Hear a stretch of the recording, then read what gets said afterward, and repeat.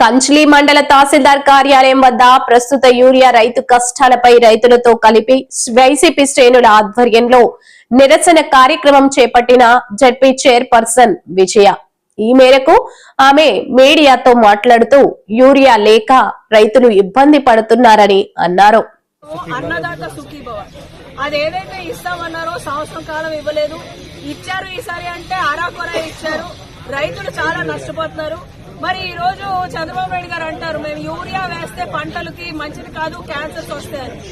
గతంలో అందరూ రైతులకి ఇచ్చి మరి రైతన్న వాళ్ళు ఉత్పత్తి ఎక్కువ చేయాలంటే దిగుబడి రావాలంటే ఇది ఇప్పటి నుంచి కాదు ఎప్పటి నుంచో ఉంది.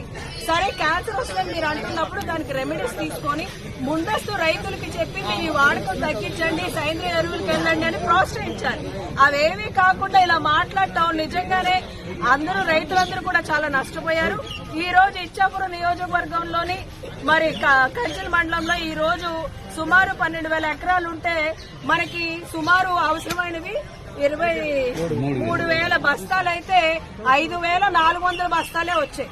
మరి ఇంత సమస్యలో మేమందరం కూడా ఇక్కడ వైఎస్ఆర్సీపీ పార్టీ నుంచి మరి ఎంపీపీ గారు కానివ్వండి, జడ్పీటీసీ గారు, సర్పంచ్లు మొత్తం ఉన్న ఎంపీటీసీలు, సర్పంచ్లు అందరూ కూడా ఈ రోజు ఇక్కడికి రావడం జరిగింది. ఎంఆర్ఓ గారికి నివేదిక ఇవ్వడం జరిగింది.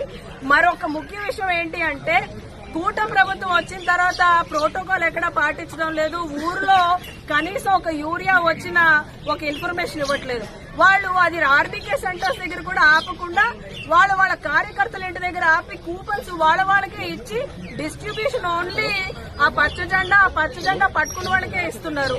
ఇప్పుడు రైతన్న వాడు పండించిన పంట పార్టీలకు అతీతంగా అందరూ కడుపు నిండాలని చూస్తారు. కానీ ఈ కూటమి ప్రభుత్వం వచ్చాక వాళ్ళ పార్టీ వాళ్ళకే ఇవ్వడం అన్నది నిజంగా దౌర్భాగ్యం.